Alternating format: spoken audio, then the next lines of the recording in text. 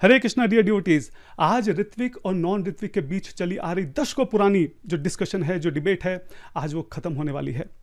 आज मैं आपको दिखाना चाहता हूं कि इस्कॉन के फाउंडर आचार्य एसी भक्ति वेदांत स्वामी महाराज श्रील प्रभुपाद जी की अंतिम इच्छा क्या थी। वे क्या चाहते थे कि उनके जाने के बाद किस प्रकार की जो दीक्षा प्रणाली है इस्कॉन के अंदर उसका अनुसरण हो। जो मैं आज आपको दिखाने वाला हूं ये किसी तीसरे व्यक्ति द्वारा प्रमाणित नहीं है। हाँ, ये केवल श्रील प्रभुपाद जी के द्वारा कोई अप्रूव्ड लेटर नहीं है। ये स्वयं एसी भक्ति वेदांत स्वामी महाराज श्रील प्रभुपाद जी के मुखारविंद से निकली हुई उनके दिव्य वाणी है। जो मैं आपको दिखाने जा रहा हूं ये कोई बहुत महीनों पुराना डिस्कशन नहीं है। केवल उनके अंतर्ध्यान होने से जस्ट 12 दिन पहले, वो 14 नवंबर 1977 को अंतर्ध्यान हुए, उससे 12 दिन पहले 2 नवंबर 1977 का डिस्कशन है, जिसमें बहुत स्पष्ट रूप से एकदम क्लैरिटी के साथ बता रहे हैं कि वो क्या चाहते हैं कि उनके जाने के बाद इस्कॉन में किस प्रकार से गुरु परंपरा जो प्रणाली है उसको आगे बढ़ाया जाए, जो दीक्षा प्रणाली है उसको आगे बढ़ाया जाए। मैं डिवोटी से रिक्वेस्ट करता हूं कि बहुत श्रद्धा और ध्यान से इस वीडियो को देखें। This is historical video. बिना समय गवाए मैं डायरेक्ट आपको अपनी स्क्रीन के ऊपर लेके चलता हूं। डिवोटीज, मैं आपसे प्रार्थना करता हूं कि थोड़ी देर के लिए प्लीज़ सारे काम छोड़ दीजिए और बहुत ध्यान से इस वक्त मेरे स्क्रीन पर देखिए मैं आपको क्या दिखा रहा हूं। इस वक्त मैंने vanisource.org का लिंक खोल रखा है, जहां पे मैं आपको कन्वर्सेशन दिखा रहा हूं 2 नवंबर 1977 की। श्रील प्रभुपाद जी के जाने से जस्ट 12 दिन पहले श्रील प्रभुपाद जी 14 नवंबर 1977 को अंतर्ध्यान हुए थे। उससे 12 दिन पहले की कन्वर्सेशन है। किसके बीच में कन्वर्सेशन है? इस वक्त यहाँ पे काफ़ी जो प्रोमिनेंट इन्फ्लुएंशियल लोग हैं वो प्रभुपाद जी से मिलने के लिए आते हैं। इन लोगों में है श्री नारायण जो कि गवर्नर हैं, रामकृष्ण बजाज हैं जो कि बजाज ग्रुप ऑफ इंडस्ट्रीज़ के मालिक हैं, और इनके साथ कुछ लोग और भी हैं। और इस वक्त कमरे में तमाल कृष्ण महाराज जी हैं, भक्ति चारू महाराज हैं, और उनके कुछ और प्रभुपाद जी के कुछ और डिसाइपल्स भी हैं। तो यहाँ पे शुरू में इनके बीच में कुछ डिस्कशन होता है जिसमें प्रभुपाद जी की तारीफ करते हैं कि कैसे उन्होंने अकेले जो है पूरी दुनिया में इस प्रचार कार्य को बढ़ाया, और प्रभुपाद जी बोलते हैं कि सब भगवान की कृपा से हुआ। कुछ इस टाइप की यहाँ पे सब बातें चल रही हैं। मैं सबसे नीचे लेके जा रहा हूँ आपको। कुछ समय के बाद क्या होता है, जो रामकृष्ण बजाज जी हैं वो कहते हैं कि वो प्रभुपाद जी से कुछ अकेले में बात करना चाहते हैं। तो उस वक्त श्रील प्रभुपाद जी अपने सभी शिष्यों को बाहर भेज देते हैं, और फिर यहाँ पे वो आप देखिए क्या पूछते हैं। ऑल ग्लोरीज टू डिवोटी, जिसने बाहर जाने से पहले वहाँ पे टेप रिकॉर्डर जो है वो ऑन छोड़ दिया, और आज हमारे बीच में इनके बीच में जो बातचीत हुई वो अवेलेबल है। रामकृष्ण बजाज जी बहुत क्लैरिटी से यहाँ पे ये पूछ रहे हैं। ये मैं अभी आपको पूरा प्रभुपाद जी की वाणी में ही सुनाऊंगा, उनकी दिव्य वाणी में। बहुत क्लियर ऑडियो है, मैं जस्ट यहाँ पे आपको कंटेक्स्ट समझाना चाह रहा हूँ। वो बहुत क्लियरली श्रील प्रभुपाद जी से पूछते हैं कि आपने इतना प्रचार कार्य पूरी दुनिया में फैलाया, हमको चिंता होती है कि आपके जाने के बाद क्या होगा। कहीं इतना बड़ा काम जो हुआ है कहीं ये बिखर ना जाए, तो कैसे होगा? क्या आपने किसी का चुनाव किया है? आगे ये श्रृंखला आगे कैसे बढ़ेगी? तो श्रील प्रभुपाद जी ने बोला कि नहीं, ये लोग कर लेंगे। तो बजाज जी वो कहते हैं लेकिन आपने किसी एक व्यक्ति का चयन किया होगा, या फिर ये सब लोग जो हैं 10-20 लोग जो हैं सब मिलके करेंगे? अब आप सुनिए यहाँ पे श्रील प्रभुपाद जी क्या बोल रहे हैं। Please read very carefully. Chaitanya Mahaprabhu ऐसे नहीं बोले कि एक व्यक्ति ले ले। चैतन्य महाप्रभु की आज्ञा है कि सब कोई गुरु हो। आप समझे कि नहीं? ये यहाँ पे ट्रांसलेशन थोड़ा गलत है, अभी मैं आपको ऑडियो सुनाऊंगा, उसमें प्रभुपाद जी बोलें कि समझे कि नहीं। और यहाँ पे आप देखिए श्रील प्रभुपाद जी की बिल्कुल क्लियर इंस्ट्रक्शन है, सब गुरु बनो। बाकी मैं जैसा कह रहा हूँ वैसा करो। जो मेरी इंस्ट्रक्शंस मैंने अपनी किताबों में थ्रू आउट पूरी लाइफ दी हैं, जैसा मैं बता रहा हूँ वैसा करो, और मैं चाहता हूँ कि सब लोग गुरु बनो। आप सोचिए श्रील प्रभुपाद जी, हम सब के बिलव श्रील प्रभुपाद जी यहाँ पे एक्सप्रेस कर रहे हैं कि उनके हृदय में क्या है, वो क्या चाहते हैं। वो क्या चाहते हैं कि इस्कॉन में आगे जाके किस प्रकार की दीक्षा प्रणाली हो। अपने जीवन के बिल्कुल अंतिम समय में भी बहुत क्लैरिटी से वो इस बात को बोल रहे हैं कि मैं चाहता हूँ कि जैसे चैतन्य महाप्रभु ने बोला है कि सब लोग गुरु बने, उसी तरीके से हमारे इस्कॉन के अंदर भी जो भी उनके शिष्य हैं वो सब लोग गुरु बन जाएं। बहुत क्लैरिटी से बात है। फिर यहाँ पे बल्कि जो बजाज जी बोलते हैं कि लेकिन चैतन्य महाप्रभु तो अकेले थे, आप भी अकेले थे। बेसिकली वो स्ट्रेस करना चाह रहे हैं कि आप किसी एक व्यक्ति का चयन कर लें। और प्रभुपाद जी यहाँ पे बार बार बोल रहे हैं कि नहीं, एक व्यक्ति की यहाँ पे बात नहीं है। जो महाप्रभु का ऑर्डर है कि सभी व्यक्तियों को, जो सभी शिष्य हैं, सबको गुरु बनना चाहिए आगे जाकर। जो बात श्रील प्रभुपाद जी थ्रू आउट अपने लेटर्स में, अपने कन्वर्सेशंस में, अपनी बुक्स में बोलते आ रहे हैं कि वो चाहते हैं कि उनके सभी शिष्य जो हैं वो आगे जाकर स्पिरिचुअल मास्टर बने, गुरु बने। अपने जीवन के एकदम अंतिम समय में भी वो सेम उसी बात को यहाँ पे रिपीट कर रहे हैं कि श्रील प्रभुपाद जी चाहते हैं कि सब लोग आगे जाकर गुरु बने। आप सोचिए कि इससे ज़्यादा क्लियर क्या इंस्ट्रक्शन हो सकती है। This is very very clear कि शिला प्रभुपाद जी की क्या इच्छा थी, उनके हृदय में क्या था, वो हम सबसे क्या चाहते थे। अब मैं आपको शिला प्रभुपाद जी की दिव्य वाणी में ये जो डिस्कशन है लास्ट का कुछ मिनट का, ये मैं सुनाना चाहता हूँ।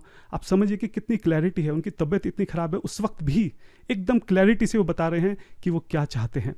तो पहले शिला प्रभुपाद जी की ऑडियो सुनते हैं, फिर आगे इसके ऊपर डिस्कशन करते हैं। लेकिन ईश्वर आपको कब बुला ले ये हमको मालूम नहीं, आपको मालूम है कि नहीं पता नहीं, लेकिन हमको चिंता इस बात की है कि इतना बड़ा एक संगठन कायम हुआ है, उसके बारे में यदि आप नहीं रहे तब आपने कुछ सोचा होगा, उसके बारे में हमको कुछ कल्पना नहीं, हमको चिंता होती है कि एक सारी दुनिया के अंदर हिंदुस्तान की फिलॉसफी है, उसके बारे में इतना बड़ा काम हुआ है, वो कहीं बिखर न जाए। इसके लिए हमको कुछ मालूम नहीं है, तो हमको हमारे मन में चिंता हुई, तो हमने कहा हम आपके सामने रखें कि आपने जरूर कुछ सोच के उसकी योजना की होगी, लेकिन क्या पता आपको भगवान कल उठा सकता है भगवान की मूर्ति, तब फिर क्या हो? नहीं, ये न करें, ये करेंगे सर, लेकिन इसमें कोई एक व्यक्ति आपका स्थान ले सकता है क्या, या 5-10-20 लोग मिल के लेंगे? चैतन्य महाप्रभु ऐसे नहीं बोला, ये एक व्यक्ति चैतन्य भक्ति, चैतन्य महाप्रभु कहते हैं तो सबको ही बोलो समझा कि लेकिन चैतन्य महाप्रभु नहीं, हाँ जी, जो सब गुरु मानो, बाकी मैं जैसा कह रहा हूँ ऐसा बोलो आप ही नहीं, तब लग जाएगा। क्योंकि चैतन्य महाप्रभु तो अकेले रहे, आप भी अकेले ही हैं। आपको कहा अकेले हमारा शक्ति नहीं है, ऐसा नहीं बता है, तुम लोग आके हमको सहयोग करो, करके सारा दुनिया में सब पूछा ये चैतन्य, लेकिन आप जो कर सके वो कौन कर सका? नहीं तो आप चेष्टा करें, आप भी कर सकें ऐसे। तो डियर डिवोटीज, अभी आपने शिला प्रभुपाद जी की दिव्य वाणी में सुना, जिसमें शिला प्रभुपाद जी बहुत स्पष्ट रूप से बता रहे हैं कि उनके जाने के बाद वे क्या चाहते हैं कि इस्कॉन के अंदर किस प्रकार की दीक्षा प्रणाली जो है उसको अपनाया जाए, वो किस प्रकार चाहते हैं कि जो उनके सभी शिष्य हैं वो आगे जाकर गुरु बने। It's over, it's done, there is nothing left to discuss और डिबेट नाउ। हम देख रहे हैं कि शिला प्रभुपाद जी थ्रू आउट अपनी टीचिंग्स, अपनी किताबों के जरिए, room conversation, books, letter, interviews, पूरे जीवन भर शिला प्रभुपाद जी ने जिस बात को बोला है, अपने जीवन के अंतिम समय में भी शिला प्रभुपाद जी उसी बात को दोहरा रहे हैं। जो गुरु साधु शास्त्र जिस बात को हमें बोलते हैं, शिला प्रभुपाद जी अपने जीवन के अंतिम समय में उसी बात को दोहरा रहे हैं। चारों वैष्णव संप्रदाय जिस बात को बोलती हैं, शिला प्रभुपाद जी उसी बात को यहाँ पे दोहरा रहे हैं। चाहे वो शिला प्रभुपाद जी के गॉड ब्रदर्स हों या उनके शिष्य हों, सभी लोगों ने एक स्वर में एक ही बात हमेशा बोली है कि किस प्रकार ये जो परंपरा है ये हमेशा आगे चलती रहती है, और शिला प्रभुपाद जी अंतिम समय में भी उसी बात को यहाँ पर दोहरा रहे हैं। आप लोगों ने जो सुना उसमें किसी भी स्पेकुलेशन के लिए कोई जगह नहीं है, कोई इंटरप्रिटेशन के लिए कोई जगह नहीं है, उसका कोई हिडन मीनिंग नहीं है। यहाँ पे किसी क्लेवर इंग्लिश वर्ड जगलर का जो है इस्तेमाल नहीं किया गया है। एकदम crystal clear and undeniable words में यहाँ पे शिला प्रभुपाद जी ऑर्डर दे रहे हैं, अपनी इच्छा दे रहे हैं कि सब गुरु बने। वो चाहते हैं कि आने वाले समय में जो भी उनके शिष्य हैं वो सब गुरु बने। डियर डिवोटीज, हालांकि शिला प्रभुपाद जी हम सबसे क्या चाहते थे ये यहाँ पे एकदम क्रिस्टल क्लियर है, without a tinge of doubt. There is no further discussion और डिबेट रिक्वायर्ड। लेकिन फिर भी मैं जानता हूँ कि जो मेरे ऋत्विक भाई हैं वो कुछ ना कुछ कुतर्क देकर यहाँ से बचकर भागने की कोशिश करेंगे। तो ये समझ कर कि वो क्या क्या कुतर्क यहाँ पे रख सकते हैं, मैं पहले से ही उसका आंसर कर देना चाहता हूँ ताकि बार बार जो वीडियो है वो ना बनानी पड़े। तो पहला पॉइंट ये है कि जैसे मैंने बोला कि जो डिस्कशन है केवल 12 दिन पुराना है। ऐसा नहीं है कि 1975 में प्रभुपाद जी ने क्या कहा, फिर 1974 में क्या कहा, 71 में क्या कहा, इस लेटर में क्या कहा, उस लेटर में क्या किया। चेरी पिक करके अपनी मर्जी से जो है कोई भी वर्स उठा के जो अपनी बात को साबित करने की जो कोशिश रहती है हमारे ऋत्विक भाइयों की, तो वो यहाँ पे नहीं चलेगी। तो जस्ट 12 दिन पुरानी बात है और बहुत क्लैरिटी से शिला प्रभुपाद जी बता रहे हैं कि वो क्या चाहते हैं। तो कोई भी चेरी पिक करके किसी प्रभुपाद जी के किसी भी स्टेटमेंट को, किसी भी बात को कहीं से कहीं भी उठाकर उसका कुछ भी मतलब निकालने की जो आदत है वो यहाँ पे नहीं चलेगी। यहाँ तो बहुत क्लियर प्रभुपाद जी की इंस्ट्रक्शन है। फिर कई बार हमारे ऋत्विक भाई कहते हैं कि जब हम स्टेटमेंट दिखाते हैं, जैसे मैंने अपने पिछले वीडियो में भी दिखाई थी, कितने सारे प्रभुपाद जी के स्टेटमेंट्स हैं जिसमें वो क्लैरिटी से इस बात को बोल रहे हैं कि वो चाहते हैं कि जो उनके शिष्य हैं आगे जाके वो भी गुरु बने और वो भी आगे जाके फर्दर इनिशिएशन दें। तो कहते हैं कि नहीं, ये हम मानते हैं कि श्रील प्रभुपाद जी पहले ऐसा चाहते थे, लेकिन समय के साथ साथ उनका एहसास हुआ कि जो उनके शिष्य हैं वो उस लायक नहीं है, उनकी वो क्वालिफिकेशन नहीं है, इसलिए उन्होंने अपना मन बदल दिया और 9 जुलाई में जो है लेटर दे के जो है जो ऋत्विक प्रणाली है उसकी स्थापना कर दी, ऐसा उनका कहना है। अगर ऐसा था तो यहाँ तो श्रील प्रभुपाद जी अपने अंतिम समय में भी बोल रहे हैं कि मैं चाहता हूँ कि सब गुरु बने, तो पूरी तरह से जो कुतर्क वो बार बार रखते हैं वो यहाँ पे खत्म हो जाता है। दूसरा पॉइंट ये है कि आप देखिए कि यहाँ पे किस बारे में बात हो रही है। रामकृष्ण बजाज जी हैं, वो बहुत क्लैरिटी से इस बात को पूछ रहे हैं कि आपके जाने के बाद, यानी कि यहाँ पे सक्सेसर की बात हो रही है, यहाँ पे गुरु तत्व की बात हो रही है कि अगला गुरु कौन होगा, यहाँ पे इस्कॉन की कंटिन्यूटी की बात हो रही है कि इस्कॉन को जो है आगे कैसे बढ़ाया जाएगा। तो इसमें भी कोई डाउट नहीं है कि किस टॉपिक के ऊपर बात है, टॉपिक एकदम क्रिस्टल क्लियर है यहाँ पे। तीसरा पॉइंट, ये जो गुरु परंपरा की बात यहाँ पर चल रही है, आप सोचिए कि श्रील प्रभुपाद जी जाते जाते भी सेम इंस्ट्रक्शन दे रहे हैं, उनकी इंस्ट्रक्शन बदली नहीं है। इसी डिस्कशन में अगर हम ऊपर जाते हैं तो आप देखेंगे श्रील प्रभुपाद जी 4.2 और 4.3 जो वर्स है, 4.2 एवं परंपरा प्राप्तम और 4.3 सा एवं मया तेध्या, इसके ऊपर डिस्कशन करें और ये मेन वर्स हैं जिसमें इस बारे में बताया गया है कि गुरु परंपरा को आगे कैसे बढ़ाया जाए। और यहाँ पे आप देखिए श्रील प्रभुपाद जी दोबारा से उनकी थिंकिंग बदली नहीं है और बहुत क्लैरिटी से वो इस बात को बोल रहे हैं कि पुरातना ये जो सिस्टम है ये ओल्ड सिस्टम है, पुरातना, नो न्यू सिस्टम। ठीक है, नया सिस्टम हमें नहीं लाने की ज़रूरत है। आजकल के जो लोग हैं वो नए नए सिस्टम लेके आ जाते हैं, इसकी ज़रूरत नहीं है। जो सिस्टम पुराना चला आ रहा है उसी को चलाना है। हाँ, परंपरा से होने से पुरातन होगा, परंपरा में जब हम रहेंगे उसी से पुरातन वो कहलाया जाएगा। कुछ भी नया इंटरप्रेट करने की ज़रूरत नहीं है। तो ऋत्विक फिलॉसफी जैसे नए नए तरीके से इंटरप्रेट हो रहा है कि देयरफॉर का मतलब ये होगा, इस लेटर का मतलब ये होगा, वहाँ का मतलब ये होगा। प्रभुपाद जी कह रहे हैं कुछ करने की जरूरत नहीं है, नो नूतन न्यू, कुछ भी नया लाने की जरूरत नहीं है। पुरातन, हाँ, जो पुराने समय से, ओल्ड समय से गुरु परंपरा के शिष्य, जो गुरु परंपरा चली आ रही है, हाँ, उसी को आगे कंटिन्यू करना है। नो न्यू सिस्टम, किसी न्यू सिस्टम की जरूरत नहीं है। और यहाँ पे बोल रहे हैं वो कि लोग जो है नए नए सिस्टम को इंट्रोड्यूस कर देते हैं, वो गलत है। जो पुरातना, जो पुराने समय से चला आ रहा है ओल्ड सिस्टम परंपरा का, उसी को आगे कंटिन्यू करना है। इतनी क्लैरिटी से सोचो, अंतिम समय में भी प्रभुपाद जी जो है केवल वही संदेश दे रहे हैं जो कि उन्होंने पूरा जीवन भर दिया है। चौथा पॉइंट ये है कि हमारे ऋत्विक भाई कह सकते हैं कि भाई देखो ये तो प्राइवेट डिस्कशन है, ठीक है, ये इंस्ट्रक्शन जो है वो कोई जीबीसी को तो दी नहीं गई है। लेकिन आप ये सोचिए कि प्रभुपाद जी जानते थे कि वो जो बोल रहे हैं वो रिकॉर्ड हो रहा है, और वो जानते हैं कि उनकी सारी रिकॉर्डिंग जो है वो पब्लिश होने वाली हैं। वो जानते थे कि उनकी जो रिकॉर्डिंग है वो आने वाले इस्कॉन की लीगेसी में रखी जाएंगी, मतलब उनकी हर एक बात को, जो भी वो बोल रहे हैं, हर एक शब्द को जो है रिटर्न में पब्लिश किया जाएगा। ठीक है, वो बहुत अच्छे से इस बात को जानते थे। और अगर वो इस बात को जानते थे तो अगर उन्होंने सच में ऋत्विक जो व्यवस्था है उसको रखा होता तो कभी भी यहाँ पे काउंटर बात नहीं करते, ताकि जो है कन्फ्यूजन ना क्रिएट हो जाए। और जैसा कि मैंने अभी बताया, अगर इसके ऊपर जो मैंने अभी आपको डिस्कशन दिखाया, यहाँ पे तो सब लोग थे, यहाँ पे तो श्रील प्रभुपाद जी के डिसाइपल्स भी थे और सभी लोग बैठे हुए थे। और यहाँ पे भी प्रभुपाद जी बोल रहे हैं कि नो नूतन, कुछ नया लाने की जरूरत नहीं है, हाँ, कुछ अपना इंटरप्रिटेशन करने की जरूरत नहीं है। नो न्यू सिस्टम, कोई नया सिस्टम लाने की जरूरत नहीं है। जो पुरातन से चला आ रहा है, जो गुरु परंपरा हमेशा से चलती आ रही है, उसी को आगे बढ़ाने की जरूरत है। तो किसी भी तरह से उनके थॉट प्रोसेस में कोई बदलाव जो है वो नहीं आया है। और जैसा कि हमने अंतिम में देखा कि यहाँ पे भी रिकॉर्डिंग चल रही थी, श्रील प्रभुपाद जी जानते थे, वो कोई भी ऐसे एम्बिग्विटी क्रिएट नहीं करेंगे, कोई भी ऐसी कन्फ्यूजन नहीं क्रिएट करेंगे जिससे आगे जाके प्रॉब्लम हो। ठीक है, तो इवन दो ये प्राइवेट टॉक है, लेकिन ये आर्ग्यू देना कि क्योंकि ये प्राइवेट टॉक है इसलिए श्री प्रभुपाद जी ने ऐसा बोल दिया, तो ये बहुत बड़ा कुतर्क साबित होगा। पांचवा आर्ग्यूमेंट जो हमारे ऋत्विक भाई हैं वो ये दे सकते हैं कि भाई देखो, यहाँ पे श्री प्रभुपाद जी ने कोई ऑर्डर नहीं दिया, ये तो बस उन्होंने अपनी जो इच्छा है वो यहाँ पे व्यक्त की है, जो उनके मन की बात थी वो उन्होंने बोली है, ये कोई क्लियर ऑर्डर नहीं है। तो अगर उन्होंने ऐसा बोला तो ये बहुत आश्चर्य की बात होगी कि श्रील प्रभुपाद जी की मन की इच्छा को जानते हुए भी हम उसको इग्नोर कर रहे हैं। इट्स डिफिकल्ट टू इमेजिन कि ऐसा वो कैसे बोल सकते हैं। ठीक है, और अगर वो बोल ही दें ऐसा, तो मैं आपको यहाँ पे भागवतम का जो है वर्ष दिखाना चाहता हूँ। उत्तमश्चिंतितम कुर्यात, जो एक पुत्र होता है वो अपने पिता की इच्छा को ही उसकी आज्ञा मानकर जो है वो कार्य करता है। A son who act by anticipating what his father wants him to do is the first class.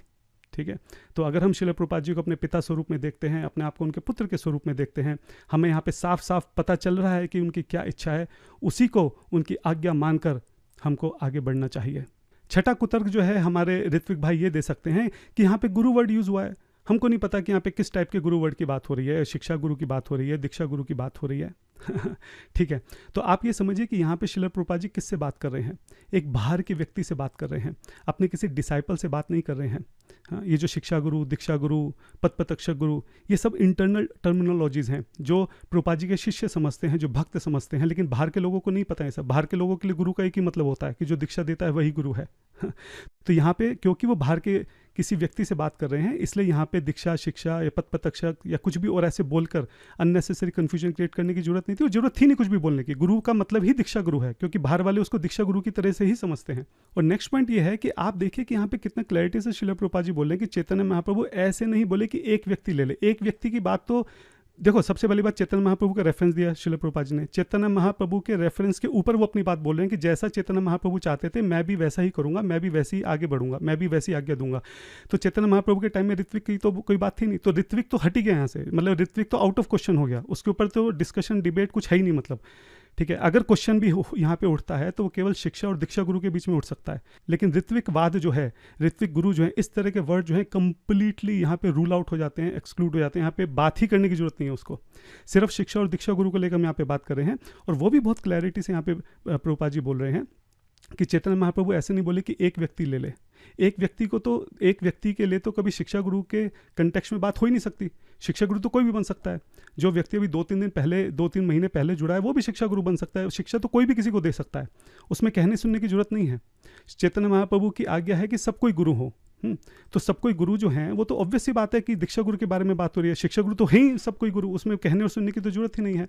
और जो श्रील प्रभुपाद जी यहाँ पे वर्स जो कोट कर रहे हैं, हाँ, यारे देखा तारे कहा कृष्ण उपदेश, अमार आज्ञा गुरु हना तारा ऐ देश। ये जो वर्स श्रील प्रभुपाद जी बेसिकली यहाँ पे कोट कर रहे हैं, यहाँ पे आप देखिए कि गुरु का मतलब यहाँ पे श्रील प्रभुपाद जी ने साफ साफ स्पिरिचुअल मास्टर लिखा हुआ है। ठीक है, यहाँ पे अगर शिक्षा की बात होती तो यहाँ पे श्रील प्रभुपाद जी इंस्ट्रक्टिंग मास्टर लिखते हैं, लेकिन स्पिरिचुअल मास्टर लिखे। साफ साफ यहाँ पे दीक्षा गुरु के बारे में बात हो रही है। तो ये चीज़ बहुत क्लियर है कि यहाँ पे केवल और केवल दीक्षा गुरु के बारे में ही बात हो रही है। और आप ये भी देखें कि यहाँ पे साफ साफ वो पूछ रहे हैं कि आपका सक्सेसर कौन होगा। तो सक्सेसर जो है वो तो दीक्षा गुरु के कंटेक्स्ट में ही होगा, सक्सेसर को शिक्षा गुरु के कंटेक्स्ट में तो हो नहीं जाएगा। और वो भी यहाँ पे बोल रहे हैं कि आप एक किसी अपने सक्सेसर को चूज कर लीजिए, तो एक शिक्षा गुरु को थोड़ा ना चूज करेंगे, समझ रहे। तो अगर इन सब चीज़ों को देखा जाए तो शिक्षा गुरु भी यहाँ पे पूरी तरह से रूल आउट हो जाता है। फिर हो सकता है हमारे ऋत्विक भाई बोलें कि नहीं नहीं, आप आगे देखो ना क्या लिखा है, भाई मैं जैसा कह रहा हूँ वैसा करो। तो श्रील प्रभुपाद जी ने तो जो है ऋत्विक के लिए बोला है, तो यहाँ पे ऋत्विक करने के लिए बोल रहे हैं। लेकिन एक ही लाइन में दो मतलब कैसे हो सकते हैं? जब श्रील प्रभुपाद जी यहाँ पे साफ साफ दीक्षा गुरु के बारे में बात कर रहे हैं, तो दीक्षा गुरु के बारे में बात करते आधी बात दीक्षा गुरु के बारे में और आधी यहाँ पे 4-5 वर्ड जो है वो ऋत्विक के बारे में बोल देंगे। और ऋत्विक तो यहाँ पे वर्ड कहीं पे मेंशन भी नहीं किया है। श्रील प्रभुपाद जी बहुत क्लैरिटी से यहाँ पे बोल सकते थे, they will initiate only on my behalf for ever. मैंने जो है कुछ ऋत्विक आचार्यों का चयन किया है और मेरे बिहाफ पे वो हमेशा मेरे लिए आगे दीक्षा देते रहेंगे, बोल सकते थे, लेकिन नहीं बोला। ऋत्विक का तो यहाँ कुछ एक शब्द भी यहाँ पे किसी तरह से ऋत्विक के बारे में नहीं आया। फिर हो सकता है हमारे ऋत्विक भाई ये कुतर्क करें कि क्योंकि वो बाहर के व्यक्ति थे, गेस्ट थे, श्रील प्रभुपाद नहीं चाहते थे कि उनको वो ऐसा बताएं कि भाई जैसे उनके शिष्य जो हैं वो अभी रेडी नहीं हैं, क्वालिफाइड नहीं हैं, तो बाहर के व्यक्ति को सारी बात नहीं बोलना चाहते थे। लेकिन ये तो 2 नवंबर का लेटर है, उससे पहले श्रील प्रभुपाद जो ऑलरेडी डिक्लेयर कर चुके हैं ऋत्विक के हिसाब से। तो 9 जुलाई को जो लेटर है वो तो पूरी दुनिया को श्रील प्रभुपाद जी बता चुके हैं कि उनके जाने के बाद क्या सिस्टम होगा ऋत्विक के हिसाब से।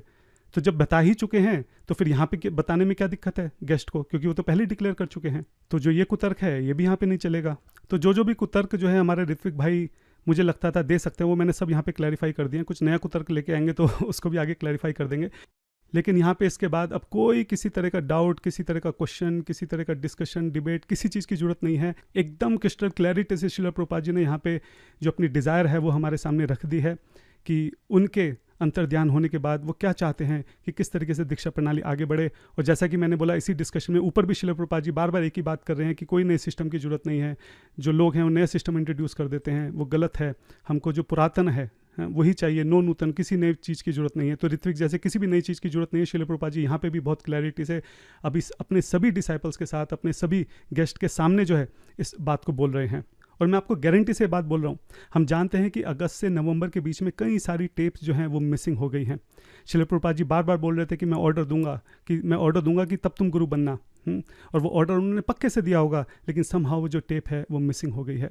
लेकिन एनीवे जो चीज़ हमारे पास नहीं है उसके ऊपर हम अपना एविडेंस या अपनी बात नहीं रख सकते हैं। जो है उसी में हम अपनी बात को सिद्ध करने का प्रयास कर रहे हैं। और यहाँ पे तो खैर सिद्ध करने के लिए कुछ बचा ही नहीं है, ये तो एकदम क्रिस्टल क्लियर शिला प्रभुपाद जी ने क्लैरिटी से एकदम बता ही दिया कि वो क्या चाहते हैं। तो यहाँ पे फिर से मैं अपने ऋत्विक भाइयों को ये बात बोलना चाहता हूँ कि ये कोई हस्ताक्षर किया हुआ या अप्रूव किया हुआ कोई पत्र नहीं है, कोई टाइप किया हुआ मेमो नहीं है। ये स्वयं हमारे शिला प्रभुपाद जी की आवाज़ है, ये स्वयं उनके शब्द हैं जो कि बिल्कुल स्पष्ट हैं। हमारे पास जो ऑडियो फाइल है वो एकदम क्रिस्टल क्लियर है, इसको कोई तोड़ मरोड़ नहीं सकता है, इसको कोई नकार नहीं सकता है। और जिस भक्त ने भी यहाँ पे इस रिकॉर्डिंग को ऑन छोड़ दिया था, मैं जाने से पहले एक बार फिर से उसको बार बार दंडवत प्रणाम करता हूँ। वो नहीं जानता कि उसने जो वहाँ पे एक बटन दबाया था उसके कारण आज यहाँ कितना बड़ा ऋत्विकवाद का जो खंडन है स्वयं शिला प्रभुपाद जी जो हैं अपनी दिव्य वाणी से यहाँ पे कर रहे हैं। तो जो लोग खूब चिल्ला चिल्ला कर बोलते हैं कि हम तो शिला प्रभुपाद जी के अलावा किसी को नहीं जानते, किसी को नहीं मानते, हम तो शास्त्रों की बात भी नहीं मानेंगे, हाँ हम तो शिला प्रभुपाद जी के लिए फेनेटिक्स हैं, हम तो जो वो कहते हैं वही करेंगे, हम तो उनकी इच्छा के अनुसार चलेंगे, हैं जी। हाँ, तो यहाँ पे आपको दिख रहा है कि शिला प्रभुपाद जी की क्या इच्छा है। अब देखते हैं कि शिला प्रभुपाद जी की इच्छा जानने के बाद भी आप उस पर चलते हैं कि नहीं चलते हैं। तो डिवोटीज अभी अभी हमने जो देखा उसको देखने के बाद और जो सुना उसको सुनने के बाद अब कुछ कहने सुनने की ज़रूरत नहीं है। अब कोई फर्दर डिस्कशन डिबेट किसी चीज़ की ज़रूरत नहीं है। It's done, it's over, everything is crystal clear है। लेकिन जो हमारे ऋत्विक भाई हैं उन्होंने मेरी पिछली वीडियो के ऊपर कुछ प्रश्न उठाए हैं, वैलिड प्रश्न हैं। जो भक्त बाई चांस पहली बार इस वीडियो को देख रहे हैं मैं उनके लिए बता दूं कि यहाँ पे मैं एक वीडियो आपको भेज दूंगा, नीचे फर्स्ट कमेंट और डिस्क्रिप्शन में भी दे दूंगा। अभी कुछ ही दिन पहले मैंने एक वीडियो रिलीज़ करी थी जिसमें मैंने बताया था कि पूरी ऋत्विक फिलॉसफी जिस एक लेटर के ऊपर बेस्ड है, 9 जुलाई का लेटर, उस लेटर के अंदर कितनी स्पेलिंग मिस्टेक हैं, ग्रामेटिकल मिस्टेक हैं, मल्टीपल इंटरप्रिटेशंस हैं, उसके अंदर ऐसी ऐसी कंडीशंस हैं जो शिला प्रभुपाद जी के डिपार्चर के बाद संभव ही नहीं है। दर्जनों मैंने वहाँ पे उसके एविडेंस दिए थे। और एक बात मैंने यहाँ पे बोली थी उस वक्त कि जो 9 जुलाई का लेटर है वो 28 मई से कनेक्टेड नहीं है बल्कि 7 जुलाई से कनेक्टेड है। तो उसी के ऊपर उनका एक प्रश्न है, बहुत वैलिड प्रश्न है कि 9 जुलाई के लेटर के ऊपर साफ साफ लिखा हुआ है कि when we recently when GBC members met, और इस वजह से उसको हम 7 जुलाई से नहीं बल्कि 28 मई से कनेक्ट करेंगे। तो बहुत वैलिड क्वेश्चन है, जिनको समझ में नहीं आ रहा अभी मैं स्क्रीन पर दिखाऊंगा तो समझ में आ जाएगा। दूसरा, जो हमारे कुछ ऋत्विक भाई हैं वो जो हैंस फॉरवर्ड वर्ड यूज़ हो रहा है 9 जुलाई में उससे ऊपर नहीं उठ पा रहे हैं। उनका कहना है कि नहीं, हैंस फॉरवर्ड का मतलब कि आज से, अभी से और हमेशा के लिए। और यहाँ पे एकदम क्लैरिटी से बात हो रही है, हम एकदम लिटरल मीनिंग लेंगे, कंटेक्स्ट वनटेक्स्ट को हम कुछ नहीं समझेंगे। तो उनके हैंस फॉरवर्ड वर्ड को भी मैं यहाँ पे दिखाऊंगा कि शिला प्रभुपाद जी ने कैसे उस हैंस फॉरवर्ड वर्ड को खुद जो है अलग अलग लेटर्स में यूज़ किया है और वहाँ पर बहुत कॉन्टेक्चुअली उसको यूज़ किया है। ठीक है, तो ये 2 प्रश्न मुझे लगता है कि बहुत वैलिड है। बाकी छोटे छोटे प्रश्न हैं, अगर समय मिला तो उसको एंड में करेंगे। तो सबसे पहले मैं आपको अपनी स्क्रीन पे लेकर चलता हूँ और हम लोग जो उनके प्रश्न हैं उसका उत्तर करते हैं। Once again I request all devotees to please look at my screen. और मैं आपसे प्रार्थना करता हूँ कि आप बहुत ध्यान से, बहुत सतर्क होकर इसको देखें, क्योंकि टेक्निकल है, कन्फ्यूजिंग है। अगर ध्यान से नहीं देखेंगे तो फिर कन्फ्यूजन क्रिएट हो सकती है। आप मेरे स्क्रीन पर देख रहे हैं, यहाँ पे उल्टे हाथ पे मैंने 7 जुलाई का जो कन्वर्सेशन है तमाल कृष्ण महाराज जी और प्रभुपाद जी के बीच में वो खोल रखा है। राइट हैंड साइड में आप देख सकते हैं कि मैंने 9 जुलाई का लेटर खोल रखा है। ये वही एक लेटर है जिसके ऊपर पूरी ऋत्विक फिलॉसफी जो है वो बेस्ड है। और मैं एक बार फिर से आपको बताना चाह रहा हूँ कि इस लेटर में दर्जनों गलतियाँ हैं, स्पेलिंग है, मल्टीपल इंटरप्रिटेशन है, ग्रामर है, बहुत सारी गलतियाँ हैं। और इस सारी गलतियाँ मैंने अपनी पिछली वीडियो में मेंशन करी हैं। सेम चीज़ मैं यहाँ पे रिपीट नहीं करना चाहता हूँ। तो जो हमारा क्वेश्चन है सीधा उसी के ऊपर मैं फोकस करना चाहता हूँ। क्वेश्चन क्या है? क्वेश्चन ये है कि पिछली वीडियो में मैंने ये तर्क रखा था कि जो 9 जुलाई का लेटर है ये 7 जुलाई की कन्वर्सेशन के साथ आपस में लिंक है। एक्चुअली इन दोनों की बिल्कुल क्लियर 1-to-1 मैपिंग है। जो यहाँ पे बात चल रही है एग्जैक्टली वही सेम यहाँ सब कुछ लेटर में लिखा हुआ है। लेकिन हमारे ऋत्विक भाइयों का कहना है कि नहीं, ऐसा नहीं है। 9 जुलाई का जो लेटर है वो 28 मई की कन्वर्सेशन के साथ लिंक है। और इसके लिए वो एक एविडेंस देते हैं क्योंकि यहाँ पे शुरू में जीबीसी मेंबर्स के बारे में मेंशन किया गया है, जो कि 28 मई में ऊपर हम देख सकते हैं जीबीसी मेंबर। ठीक है, तो इसके ऊपर हम आएंगे और इसका भी हम लोग खंडन करेंगे। लेकिन उससे पहले मैं आपको जरा एक बार दिखाना चाहता हूँ कि आप देखिए कि कितना क्लियर 1-to-1 इन दोनों के बीच में मैपिंग है। तो उससे आपको समझ में आ जाएगा कि एक्चुअली ये दोनों आपस में कनेक्टेड हैं। एक बार दोबारा से बताता हूँ कि 7 जुलाई में क्या कन्वर्सेशन हो रहा है। बहुत आसान भाषा में 7 जुलाई में तमाल कृष्ण महाराज जी प्रभुपाद जी के पास आकर कहते हैं कि प्रभुपाद जी, हमारे पास जो इनिशिएशन की रिक्वेस्ट हैं वो पेंडिंग होती जा रही हैं। बात यह है, मैं एक बार दोबारा से यहाँ पे रिपीट कर देता हूँ, जो पिछली वीडियो में भी मैंने बताया था कि इससे पहले क्या होता था। इससे पहले जो भी इनिशिएशन की रिक्वेस्ट हैं वो शिला प्रभुपाद जी को भेजी जाती थी। शिला प्रभुपाद जी जो भी व्यक्ति है उसका नया नाम निर्धारित करते थे, और फिर जो लोकल टेम्पल हैं जिन्होंने रिक्वेस्ट भेजी है इनिशिएशन के लिए, वही उस नए व्यक्ति के लिए यज्ञ कर देते थे, उसको माला दे देते थे, है ना। और शिला प्रभुपाद जी द्वारा जो नया नाम दिया गया वो उसको दे देते थे, फाइनली बता देते थे ऐसा कर दिया, और प्रभुपाद जी की डायरी में उनका नाम ऐड हो जाता था। ये प्रोसेस जो है अभी तक चलता आ रहा था, और ये व्यक्ति जो इस तरह से दीक्षा देते थे प्रभुपाद जी के बिहाफ पे, इनको ऋत्विक कहते थे। तो ये पहले से चला आ रहा था। अभी बात ये हो रही है कि शिला प्रभुपाद जी के डिसाइपल्स को ऐसा लगता है कि शिला प्रभुपाद जी की तबीयत ऑलरेडी बहुत ख़राब है, और जब वो नए शिष्यों को अपनाते हैं तो उनके कर्म जो हैं वो अपने ऊपर ले लेते हैं, तो उनकी तबीयत और ख़राब ना हो जाए, इसलिए तमाल कृष्ण महाराज जी ने फिलहाल जो उनके पास रिक्वेस्ट आ रही थी उनको अपने पास ही रखा, शिला प्रभुपाद जी तक नहीं जाने दिया, है ना। ये सारी बात यहाँ पे तमाल कृष्ण महाराज जी बता रहे हैं, आप रोक के इसको पढ़ सकते हैं। लेकिन अब वो जो रिक्वेस्ट हैं तमाल कृष्ण महाराज जी के बाद, वो धीरे धीरे इकट्ठी होती जा रही हैं, धीरे धीरे बहुत सारी हो गई हैं। तमाल कृष्ण महाराज को समझ नहीं आ रहा कि करना क्या है, ऐसे तो इकट्ठी होती चली जाएंगी आगे। तो अपनी इस प्रॉब्लम को लेकर वो प्रभुपाद जी के पास जाते हैं और सेम प्रॉब्लम वो यहाँ पे रखते हैं कि क्या करना है। अब प्रभुपाद जी इस कन्वर्सेशन में क्या करते हैं, वो बताते हैं कि मैं यहाँ पे कुछ जो मेरे डिसाइपल्स हैं उनकी नियुक्ति कर रहा हूँ, ठीक है। आप उन डिसाइपल्स को ऋत्विक की तरह बोलिए कि वो ऋत्विक की तरह एक्ट करेंगे और मेरे बिहाफ पे इनिशिएशन दे देंगे, और सब कुछ वही कर देंगे, यज्ञ भी वही कर देंगे, माला भी वही कर देंगे, नाम भी वही दे देंगे, मेरे बिहाफ पे कंप्लीट पूरा इनिशिएशन प्रोसेस जो है उसको वो फॉलो कर लेंगे, अंत में नाम जो है वो मुझे दे देंगे, है ना, और मैं उनको अपनी डायरी में रख दूंगा। मतलब तमाल कृष्ण महाराज जी बोल रहे हैं नाम हम ले लेंगे और आपकी जो इनिशिएटेड वाली बुक है उसमें हम डाल देंगे। तो यहाँ से पूरा प्रोसेस जो है वो ऋत्विक के हाथ में जो है वो ट्रांसफ़र किया जा रहा है इस डिस्कशन से। अब आप देखिए कि दोनों आपस में कितने ज़बरदस्त तरीके से मैप हैं। यहाँ पर बात हो रही है इनिशिएशन की, और इनिशिएशन में भी यहाँ पर जो बात हो रही है वो अगर आप देखेंगे तो फर्स्ट और सेकंड इनिशिएशन के लिए बात हो रही है। यहाँ पे भी आप देख सकते हैं ये राइट में जो लेटर है यहाँ पे फर्स्ट और सेकंड इनिशिएशन के लिए बात हो रही है। शुरू में यहाँ पे तमाल कृष्ण महाराज जी बताते हैं, पूरा कंटेक्स्ट रखते हैं कि किस कंटेक्स्ट में बात हो रही है, कि जो टेम्पल प्रेसिडेंट्स हैं वो लेटर भेज रहे हैं। इस तरीके से आप देखिए बिल्कुल सेम टू सेम यहाँ पे लिखा गया है। जो टेम्पल प्रेसिडेंट हैं उन्होंने शिला प्रभुपाद जी को लिखा है डिवोटीज के इनिशिएशन के लिए, ठीक है। नाउ अब से जो है चीज़ें चेंज होने वाली हैं। अब से क्या होगा, now that Shila Prabhupada has named these representative, ठीक है। रिप्रेजेंटेटिव के नाम जो है शिला प्रभुपाद जी ने यहाँ पर दे दिए हैं। अच्छा, ये रिप्रेजेंटेटिव किस तरह से काम करेंगे, नियर बाई, जो नियर बाई होगा वही दे देगा, यानी जिस लोकेशन पे भी इनिशिएशन देना है उसके नियर बाई जो प्रभुपाद जी नाम देने वाले हैं, जो भी उसके पास में होगा वही इनिशिएशन दे देगा। तो देखिए यहाँ पे नियर बाई लिखा हुआ है, यहाँ पे भी लिखा हुआ है नियरेस्ट टू टेम्पल। अच्छा, उसके बाद शिला प्रभुपाद जी यहाँ पे एक एक जने का नाम बताते हैं अपने डिसाइपल का, कि किस किस डिसाइपल को वो चाहते हैं, कीर्तनंदा, सत्स्वरूपा, जय तीर्था, भगवान, ठीक है। ये सारे एज इट इज़ नाम यहाँ पे लिखे हुए हैं, एज इट इज़। यहाँ पे जो शिला प्रभुपाद जी हैं टोटल इस कन्वर्सेशन में 9 नाम को सजेस्ट करते हैं, 9, है ना। यहाँ पे हम देखते हैं 11, तो ये 2 नाम का डिफरेंस कहाँ से आ गया। इसको भी जब मैंने सर्च किया तो मिला, तमाल कृष्ण महाराज जी की डायरी पढ़ी, तमाल कृष्ण महाराज जी ने बिल्कुल क्लियरली ये भी यहाँ पे लिख दिया कि मेरा शिला प्रभुपाद जी के साथ डिस्कशन होता है, वो यहाँ पे 7 लोगों के नाम देते हैं, और अगले दिन नेक्स्ट मॉर्निंग जो है शिला प्रभुपाद जी 2 लोगों के नाम और ऐड कर देते हैं, हमसदूता और भावानंदा। तो ये मेरे पास टोटल 11 नाम हो जाते हैं। इनको ऋत्विक बोलेंगे जो कि रिप्रेजेंटेटिव आचार्य। अब आप सोचिए कितना जो तमाल कृष्ण महाराज जी हैं जो शिला प्रभुपाद जी से डिस्कस कर रहे हैं, वो खुद इस बात को बोल रहे हैं कि मेरा तमाल कृष्ण महाराज जी से मेरा शिला प्रभुपाद जी से डिस्कशन हुआ कि इनिशिएशन कैसे देने हैं। उन्होंने ये 9 नाम जो है सजेस्ट करे, अगले दिन 2 और कर दिए, तो टोटल 11 हो गए, और मेरा ये 11 जो है ऋत्विक रिप्रेजेंटेटिव बन गए। वो सेम चीज़ यहाँ पे आप देख सकते हैं। यहाँ पे अगर आप गिन लो बैठ के, लिंक तो आपके पास है, टोटल यहाँ पे 9 नाम हैं, 2 नाम अगले दिन उन्होंने दिए होंगे, तो टोटली 11 नाम यहाँ पे आ गए जो इस लेटर में लिखे हुए हैं। दीक्षा देने के बाद क्या करना है वो भी यहाँ पे बहुत क्लैरिटी से बता दिया कि दीक्षा देने के बाद जो नाम है वो फाइनल शिला प्रभुपाद जी को दे देना है, और जो उनकी इनिशिएटेड वाली बुक है उसमें उसका नाम एंटर हो जाएगा। वही सेम चीज़ यहाँ पे लिख दी कि दीक्षा देने के बाद जो नाम है वो रिप्रेजेंटेटिव जो नाम है वो शिला प्रभुपाद जी को भेज दें, वो जो उनकी इनिशिएटेड वाली डिसाइपल की बुक है उसमें एंटर हो जाएगा। आप अगर इसको खोल के देखेंगे ना, ये दोनों की 1-to-1 मैपिंग है। मतलब एग्जैक्टली जो बात यहाँ पे बोली गई है 7 जुलाई को, जिस बारे में डिस्कशन चल रहा है, जो नाम बोले गए हैं, नियर बाई है, मुझे नाम वापस कर दो मैं बुक में सेंड कर दूंगा, हर एक चीज़ एग्जैक्टली वर्ड बाय वर्ड यहाँ पे आप 9 जुलाई के लेटर में देख सकते हैं। इसलिए मैं आपको बोल रहा हूँ कि ये दोनों जो है 7 जुलाई की कन्वर्सेशन और 9 जुलाई का लेटर, ये आपस में कनेक्टेड हैं।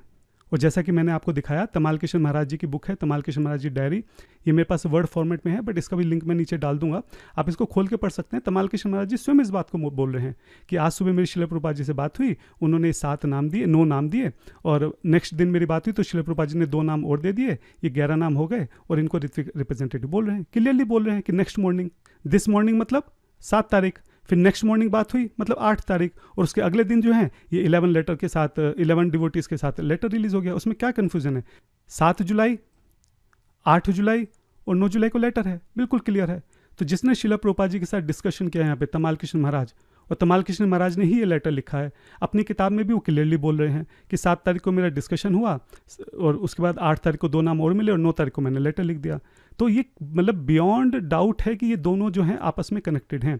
और क्योंकि यहाँ पे 7 जुलाई को एक टेम्परेरी प्रॉब्लम के बारे में बात हो रही है, उसका एक टेम्परेरी सोल्यूशन जो है ये 9 जुलाई का लेटर है।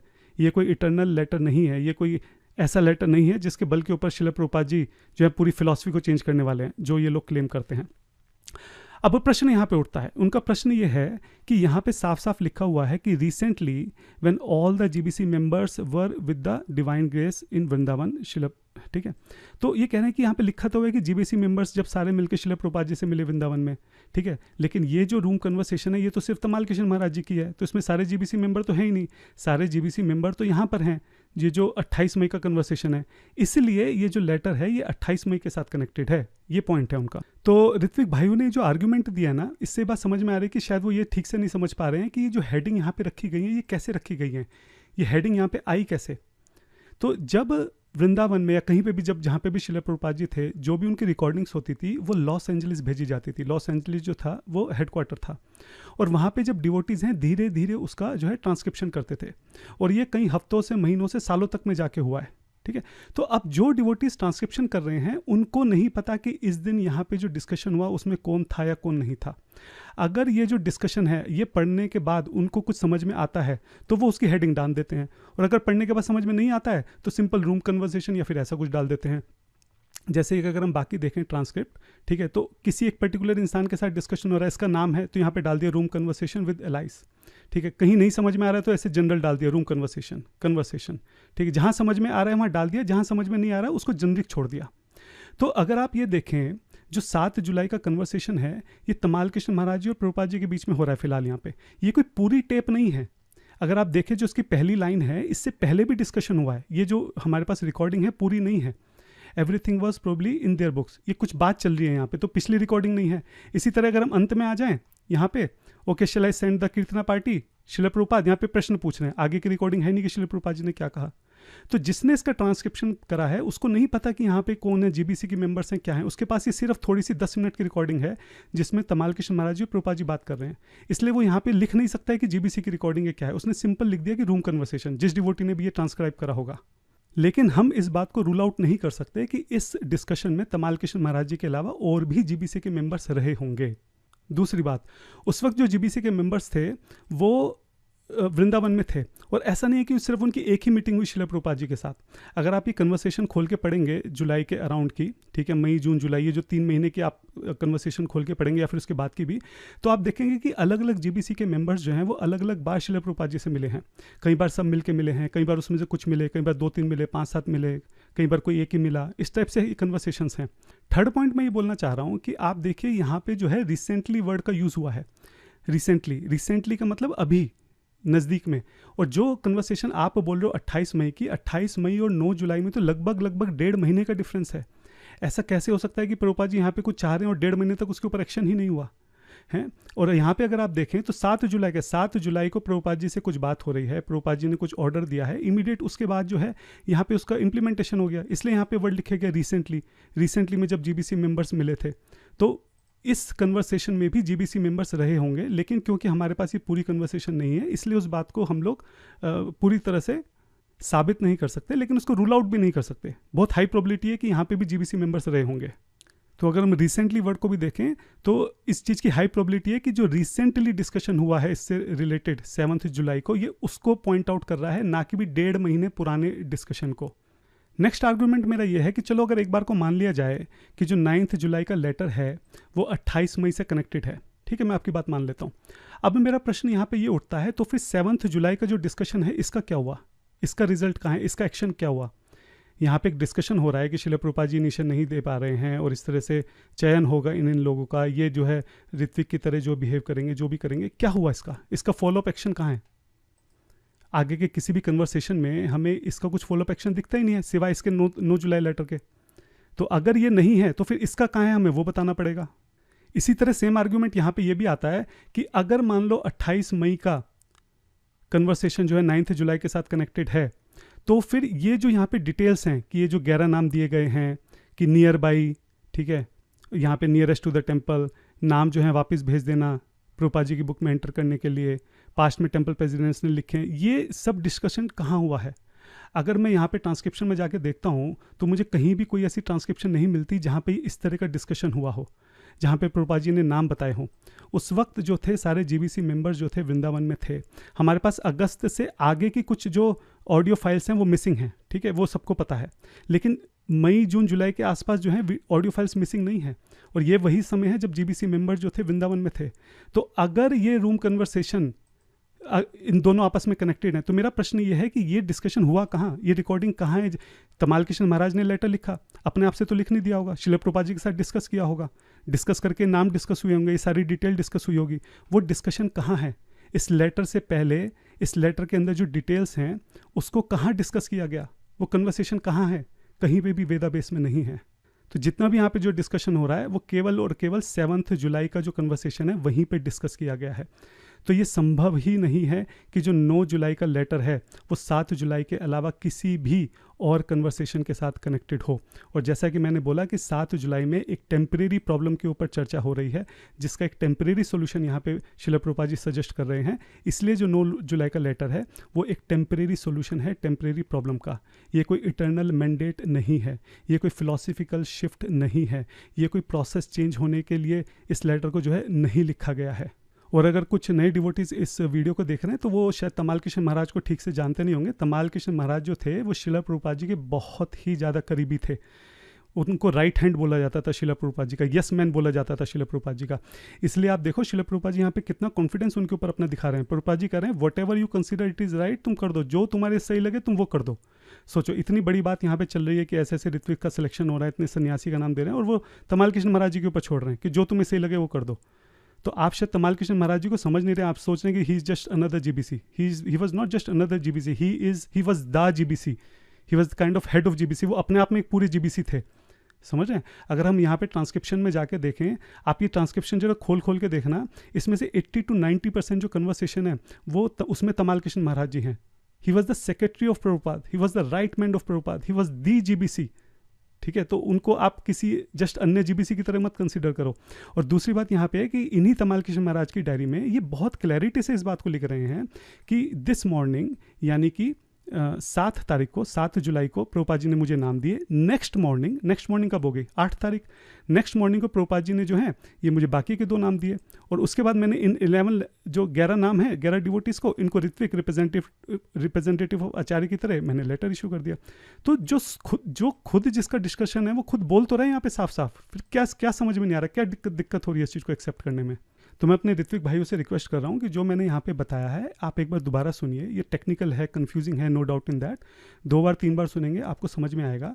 ये संभव ही नहीं है कि आप किसी भी तरीके से 7 जुलाई और 9 जुलाई का आपस में लिंक तोड़ सकें। It is not possible.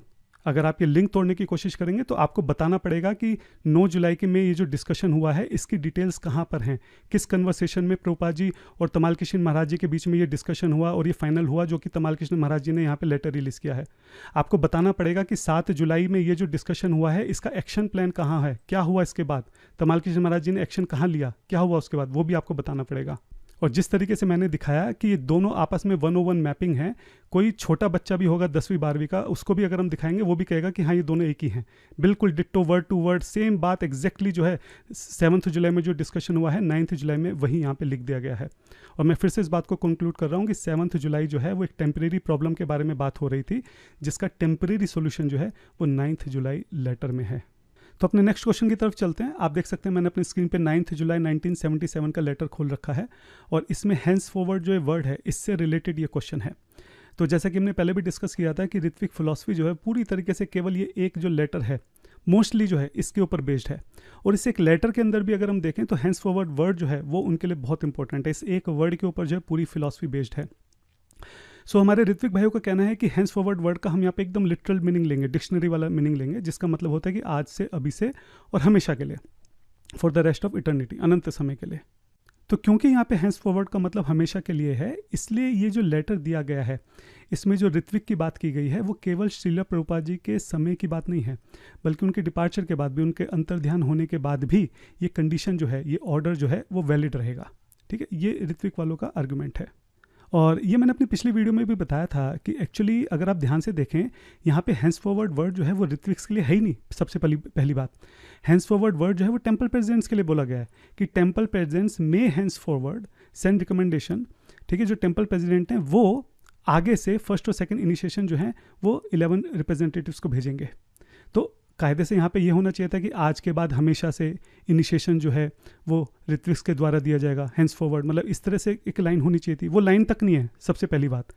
ठीक है, और दूसरा मैंने आपको बताया था कि साफ साफ पता चल रहा है, ये जो नीचे कंडीशन है इसमें लिखा हुआ है कि जिनका इनिशिएशन हो जाएगा उनके नाम श्रीला प्रभुपाद जी को भेजे जाएंगे ताकि इनिशिएटेड बुक में उनको ऐड किया जा सके।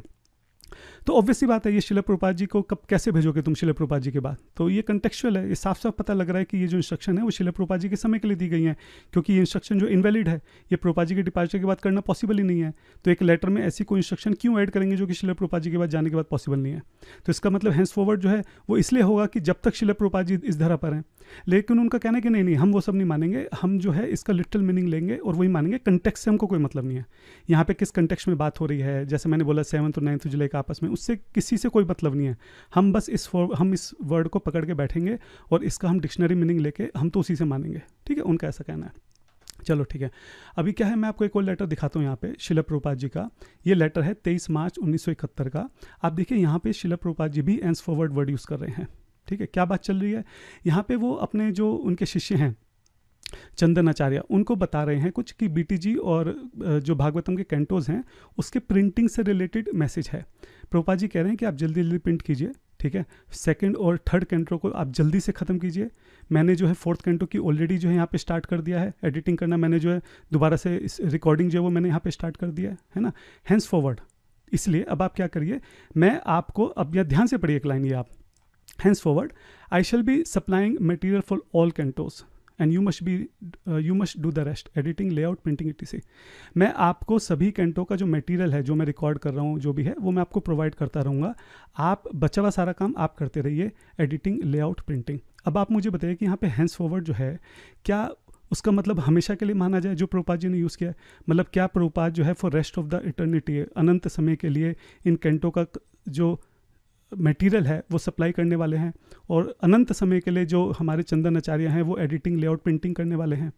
क्या इसका ये मतलब है, या इस बात का ये मतलब है कि जब तक इन कैंटो का जब तक ये सारे कैंटो ख़त्म नहीं हो जाते, ठीक है, जो भी 12 स्कंद हैं, श्रीला प्रभुपाद जी चाह रहे हैं कि उसकी एडिटिंग, लेआउट, प्रिंटिंग करी जाए।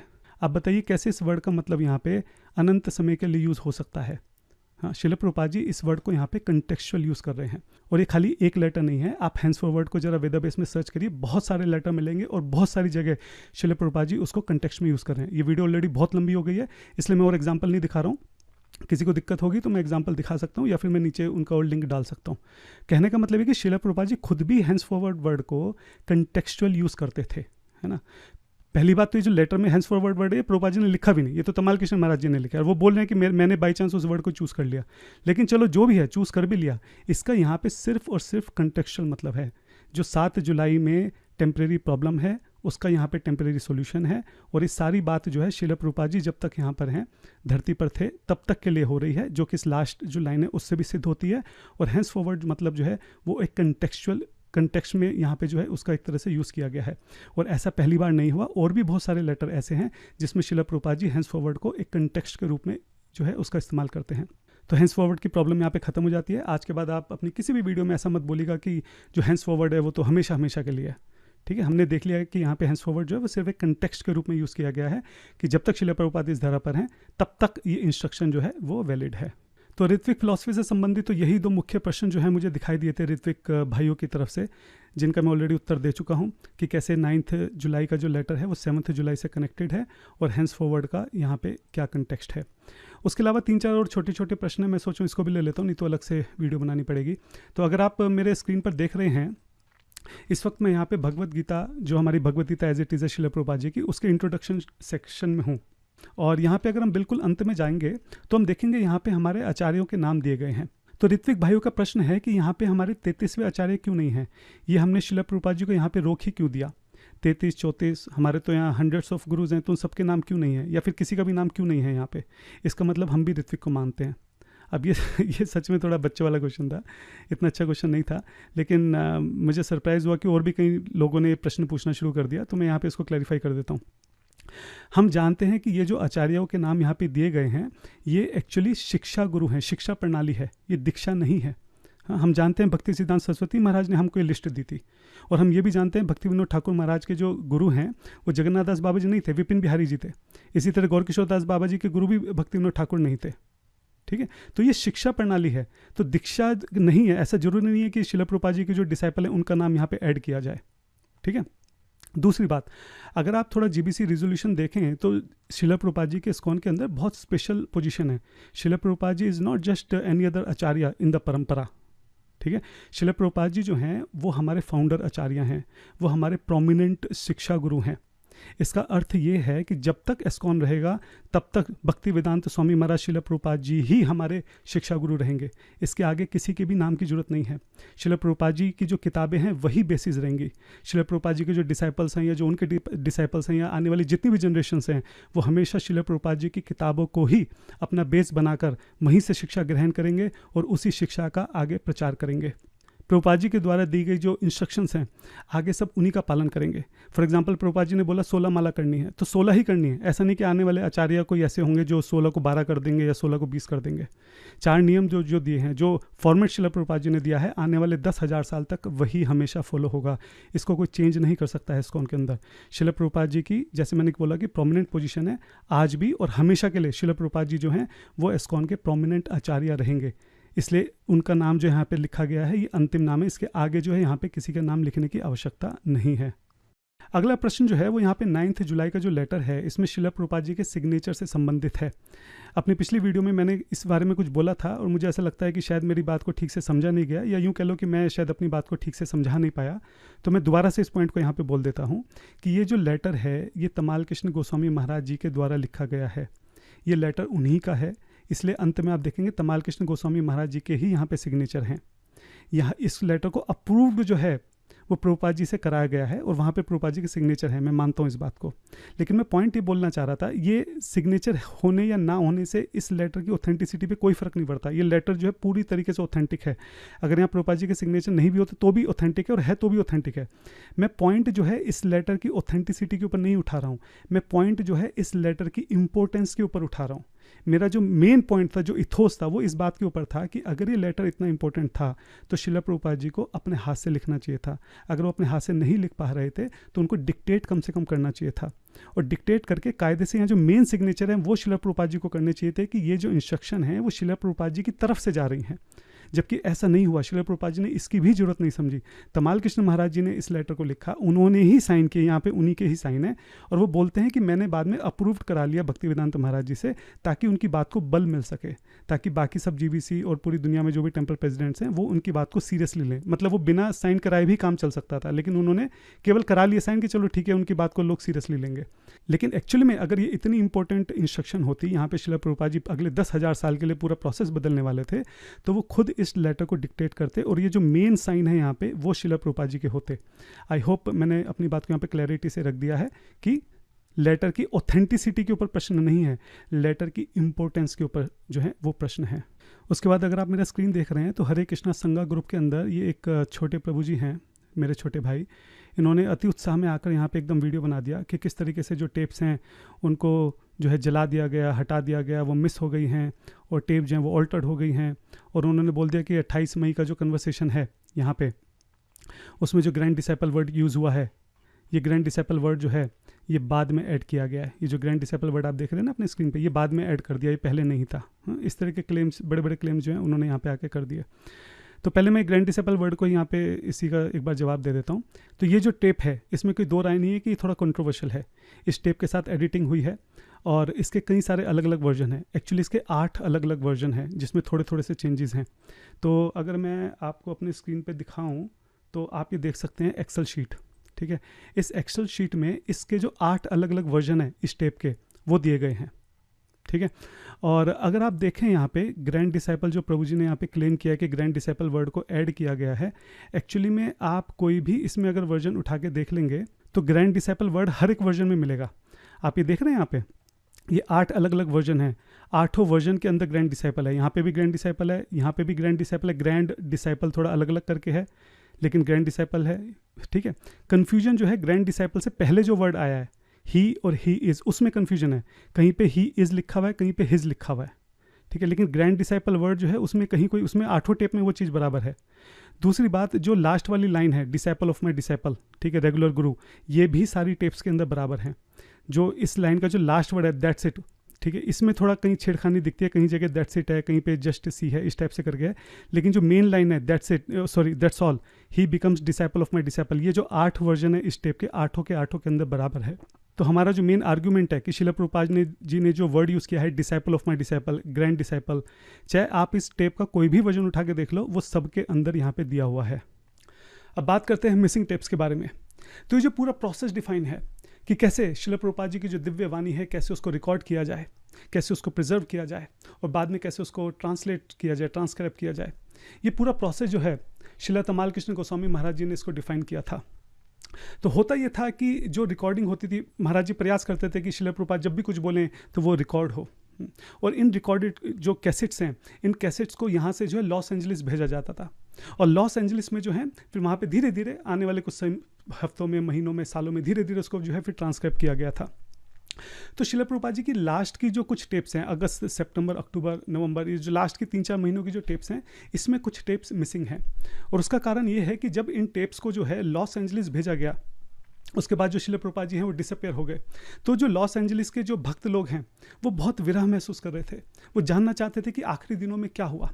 आज के समय की तरह तो नहीं था उस वक्त कि कैमरे लगे हुए हैं, यूट्यूब चैनल है, रिकॉर्डिंग हो रही है, देख रहे हैं, या फोटो, मोबाइल, कुछ भी नहीं था उस वक्त। हाँ, सिर्फ वो इमेजिन कर सकते थे कि वहाँ पे क्या हो रहा होगा। तो जब उनको खबर मिली कि श्रील प्रभुपाद जी ऐसे ऐसे डिपार्चर कर गए हैं इस भौतिक संसार से, तो जानना चाहते थे कि आखिरी समय में क्या हुआ, प्रभुपाद जी ने क्या कहा, क्या बात हुई। तो वहाँ पे जो लॉस एंजलिस में टेप्स थी, तो वहाँ की जो लोकल कांग्रेगेशन थी उन टेप्स को घर ले जाकर सुनने लगी। अब ये वहाँ पे जो भी एडमिन थे जिनके भी हाथ में टेप थी, उनकी गलती है कि उन्होंने लोकल जो कांग्रेगेशन है उनको वो टेप ले जाने दी और ढंग से उसकी लिखा पढ़ी भी नहीं की। तो कौन टेप लेके जा रहा है, कब लेके गया, कब वापस करके गया, इसका कोई ढंग से रिकॉर्ड मेंटेन नहीं किया गया, और उसी कारण जो है बहुत सारी टेप जो है वो वहाँ पे मिस हो गई। और उस वक्त वृंदावन में इतनी अफरा तफरी मची हुई थी, प्रभुपाद जी की तबीयत इतनी ख़राब थी, लोग रोज़ जो है बड़े बड़े लोग मिलने के लिए आ रहे थे, सारी जीबीसी वहाँ पे आई हुई थी, बहुत चीज़ों के ऊपर डिस्कशन चल रहा था कि क्या करना है, कैसे करना है। सब लोग बहुत एकदम यंग थे, 20-25 साल थे। इतनी अफरा तफरी में जो तमाल कृष्ण गोस्वामी जी महाराज हैं वो ढंग से इस बात को मतलब देख नहीं पाए कि वो टेप मैंने भेजी है लॉस एंजलिस, वो ठीक तो है, क्या हो रहा है, क्या नहीं हो रहा। और इतनी देर में वहाँ पे टेप मिस हो गई। और जब तमाल कृष्ण महाराज जी को इस बारे में पता चला, इमीडिएट उन्होंने वहाँ पे इंस्ट्रक्शन दी कि जो आप टेप इशू कर रहे हो कांग्रेगेशन को, बिल्कुल इसको रोका जाए, उसको प्रिजर्व करके सील करके उसको रखा जाए। ये बहुत दिव्य है, श्रील प्रभुपाद जी की दिव्य वाणी है, ये बहुत प्रीशियस है, इसको ऐसे किसी को बांट नहीं सकते हैं। लेकिन अनफॉर्चुनेटली तब तक काफ़ी सारी टेप जो है वो वहाँ पे मिस हो चुकी थी। मैं आपसे एक बार फिर से रिक्वेस्ट करूंगा कि जब हम किसी सिचुएशन को समझते हैं तो उस समय में जाकर उसको समझना पड़ता है हमको। हम इस वक्त जो है 1970s की बात कर रहे हैं। आप सोचिए कि तमाल कृष्ण गोस्वामी महाराज जी की श्रील प्रभुपाद जी के लिए क्या कमिटमेंट रही होगी, कितना प्रेम होगा कि उन्होंने उस वक्त ये डिसाइड किया कि श्रील प्रभुपाद जी का हर एक शब्द जो है, जो वो बोल रहे हैं, मुझे वो रिकॉर्ड करना है। आप सोचिए कि उस वक्त 1970 में कोई मोबाइल इंटरनेट कुछ नहीं होता था। हाँ, टेप किसी रिकॉर्डिंग करना अपने आप में एक बहुत बड़ी बात थी, और वो भी वृंदावन जैसे एक बहुत छोटे से गांव में, जहाँ ना ढंग से लाइट आती है, ना किसी चीज़ का वहाँ पे अरेंजमेंट है। उतनी छोटी सी जगह में भी उन्होंने मेक श्योर करा कि श्रील प्रभुपाद जी की ज़्यादातर, उन्होंने लास्ट के दिनों में पूरे जीवन भर जो भी हो सके, जितना भी हो सके, उन्होंने कोशिश की कि हर एक चीज़ को जो है रिकॉर्ड करा जाए। ये जो 20-25 साल के श्रील प्रभुपाद जी के डिसाइपल्स थे ना, इनको श्रील प्रभुपाद जी से इतना प्रेम था कि आप और मैं नहीं समझ सकते हैं कि किस कंडीशन में रहकर, किन चुनौतियों का सामना करते हुए उन्होंने इन सारी चीज़ों का अरेंज करा। आज आप और हम बैठ के बड़े मज़े से वेदाबेस खोल के इधर उधर पढ़ते हैं। आप जानते हैं कि किसकी वजह से हम ये सब पढ़ पा रहे हैं, किसकी वजह से आज हम श्रील प्रभुपाद जी को सुन पा रहे हैं। उनके पीछे तमाल कृष्ण गोस्वामी और जितने भी श्रील प्रभुपाद जी के डिसाइपल्स हैं, ये उनका हाथ है। जिन लोगों को आप लोग जो बड़े आराम से बोगस गुरु, फॉल डाउन और इस तरह के वर्ड जो हैं छोटे छोटे बच्चों को, 20-20 साल के बच्चों को आप लोग रटवा देते हो, ये वही बोगस और फॉल डाउन गुरुज हैं जिनके कारण आज हम श्रील प्रभुपाद जी के एक एक शब्द को सुन पा रहे हैं और पढ़ पा रहे हैं। जरा से बच्चे, 20-20 साल के बच्चे, फॉल डाउन हो गया। हाँ, आप समझ नहीं रहे हैं कि आप किन के लिए इस बात को बोल रहे हैं। वो शिला प्रभुपाद जी के जो डिसाइपल्स हैं उन्होंने फॉल डाउन होने से पहले शिला प्रभुपाद जी की इतनी सेवा कर दी कि आप और मैं जो है बिना फॉल डाउन हुए अगर जीवन भर भी सेवा करें तब भी इतनी सेवा नहीं कर सकते। अब कंट्रोवर्सी तो हर चीज़ पे हो ही जाती है, टेप्स अगर मिसिंग है तो ऑब्वियस सी बात है सब लोग अलग अलग बातें करेंगे, उसमें बहुत सारे लोग अलग अलग बातें करेंगे कि जला दिया होगा, खो दिया होगा, दबा दिया होगा, ये कर दिया होगा, वो कर दिया होगा, लेकिन इसकी कोई प्रॉपर इन्वेस्टिगेशन हुई है, इसका कुछ प्रॉपर रिजल्ट है, किसने कंक्लूड करा है, या सब लोग जो कह रहा है आपने फटाक से आके इंटरनेट पे उसके ऊपर बोल दिया कि ये कहने की जला दिया, वो कहने की वो कर दिया, आपने वेरीफाई करने की कोशिश की इसको कि जो आप बोल रहे हैं वो सही है भी कि नहीं है? आपको अंदाजा है कि जो चीज़ आपने इंटरनेट पे डाली इससे कितना लोगों की ज़िंदगी में असर पड़ रहा है? जो नए नए भक्त जुड़े हैं, जिनकी कोमल भक्ति है, कोमल श्रद्धा है, उनकी श्रद्धा पे कैसे आघात पड़ रहा है, इस चीज़ का अंदाजा है आपको परवाह है कि कितने लोग जो हैं प्रभुपाद जी से अलग होकर जा रहे हैं? आप एक बात सोचिए, अगर कोई नया व्यक्ति जो है वो प्रभुपाद जी से जुड़ रहा है और वहाँ पे आके देख रहा है कि ये टेप को जला दिया, ये कर दिया, बोगस गुरु, फॉल डाउन, जो आप सारे दिन इंटरनेट पे बैठ के बोलते हैं, उसकी श्रद्धा पे कैसा आघात पड़ता होगा? वो क्यों ना इस बात को सोचे कि मुझे इन सब झगड़ों में पड़ने की जरूरत ही क्या है, इससे अच्छा तो मैं वृंदावन चलता हूँ, वहाँ पे जो फेमस बाबा जी हैं मैं उनसे दीक्षा ले लेता हूँ। इन सब झगड़ों में पड़ना ही है क्यों है कि कौन सही है कौन गलत है? आपको लगता है कि जो नए लोग हैं जो इस वीडियो को देख रहे होंगे, जो मैं ये सब टेक्निकल समझा रहा हूँ या जो आप बोल रहे हैं, वो उनको ये सब समझ में आ रहा होगा? किसी को कुछ नहीं समझ में आ रहा, वो उनको सिर्फ ये पता है कि ये सब आपस में ही लड़ रहे हैं, सिर्फ इतनी सी बात उनको समझ में आ रही है। और ये जो आप छोटे छोटे 20-20 साल के बच्चे बोगस गुरु, फॉल डाउन, ये जो जितनी उनकी उम्र नहीं है उससे 3 गुना 4 गुना ज़्यादा समय से तो सेवा कर रहे हैं प्रभुपाद जी की उनके डिसाइपल्स, जिनके लिए जरा जरा से बच्चे बोल रहे हैं कि बोगस गुरु। आपको अंदाजे नहीं है कि किस तरह का जो वैष्णव अपराध है आप खुद कर रहे हैं और किस तरह का वैष्णव अपराध जो आप ये छोटे छोटे बच्चों से करा रहे हैं जिनको कुछ नहीं पता है। अगर आप श्रील प्रभुपाद जी से प्रेम करते ना, आप कभी भी इस तरह की वीडियो जो इंटरनेट पर नहीं डालते। हाँ, कभी भी इस तरह की वीडियो नहीं डालते। अगर आपके पास जो नए भक्त जुड़ भी रहे हैं, अगर आपको उन्हें कुछ बताना भी है, समझाना भी है, तो आप थोड़े बंद कमरे में समझा सकते थे। आप थोड़ा मैच्योर ढंग से उनको समझा सकते थे कि हाँ ठीक है, पहले ये प्रॉब्लम्स है, ऐसे ऐसे, अब हम अलग हो गए, हमारा ऐसा सोचना है। इंटरनेट पे डालने का क्या मतलब है, आप मुझे बताइए। इंटरनेट पे आप क्यों डाल रहे हैं सारी बातें? इंटरनेट पे किससे आप क्या सोच के डाल रहे हैं इंटरनेट पे बातें? आप श्रील प्रभुपाद जी की सेवा कर रहे हैं कि उन्हें धोखा दे रहे हैं? यहाँ पे मुझे समझ में नहीं आ रहा है। हजारों भक्तों की जो श्रद्धा है आप उसके ऊपर आघात लगा रहे हैं। क्यों नहीं इतनी सी मैच्योरिटी आपके अंदर की चीज़ें इंटरनेट पे डालने की नहीं होती हैं? हमारे यहाँ से देखा आपने किसी ने इंटरनेट पे वीडियो डाली हो? और फिर शोर भी सबसे पहले मचाते हैं, हम प्रभुपाद जी को मानते हैं, हम तो सिर्फ प्रभुपाद जी को मानते हैं, मैं सिर्फ उन्हीं की सुनूंगा, मैं शास्त्रों की नहीं सुनूंगा, मैं तो सिर्फ प्रभुपाद जी दूंगा। आप उनको धोखा दे रहे हो। हैं जी, आप धोखा दे रहे हो। क्यों धोखा दे रहे हो? क्यों झूठ बोल रहे हो? शोर भी सबसे ज़्यादा आप ही मचाते हो कि आप श्रील प्रभुपाद जी को मानते हो, और धोखा भी आप खुद ही दे रहे हो उनको इंटरनेट पे इस तरह की सारी बातें डाल के। किसी के अंदर थोड़ी सी भी बुद्धि होगी ना, थोड़ी सी भी मैच्योरिटी होगी, कोई थोड़ा सा भी कोई अगर श्रील प्रभुपाद जी से प्रेम करता होगा तो वो कभी भी इस तरह की हरकतें नहीं कर सकता।